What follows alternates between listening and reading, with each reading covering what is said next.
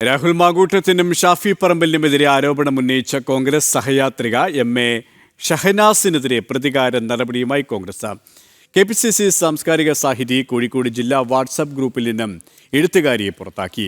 എന്നാൽ ആരോപണത്തിൽ ഉറച്ചു നിൽക്കുന്നതായും ഷാഫി നിരാകരിച്ചാൽ തെളിവ് പുറത്തുവിടുമെന്നും ഷഹനാസ് ആവർത്തിച്ചു. രാഹുലിനെതിരെയും ഷാഫി പറമ്പലിനെതിരെയും ഉന്നയിച്ച ആരോപണങ്ങളിൽ ഉറച്ചു നിൽക്കുന്നതിന് പിന്നാലെയാണ് കെ.പി.സി.സി സാംസ്കാരിക സാഹിതി ജനറൽ സെക്രട്ടറി എം.എ. ഷഹനാസിനെ ജില്ലാ വാട്സാപ്പ് ഗ്രൂപ്പിൽ നിന്നും ഒഴിവാക്കിയത്. പരാതി തുറന്നു പറഞ്ഞതിന് ശേഷമായിരുന്നു പ്രതികാര നടപടി. താൻ ഉന്നയിച്ച ആരോപണങ്ങളിൽ ഉറച്ചു നിൽക്കുകയാണ് ഷഹനാസ്. കുറ്റകരമായ മൗനമാണ് ഷാഫിയുടേതെന്നും പരാതി പറഞ്ഞ പെൺകുട്ടികളുടെ മൗനത്തിന് ഷാഫി ഉത്തരം പറയണമെന്നും ഷഹനാസിന്റെ പ്രതികരണം.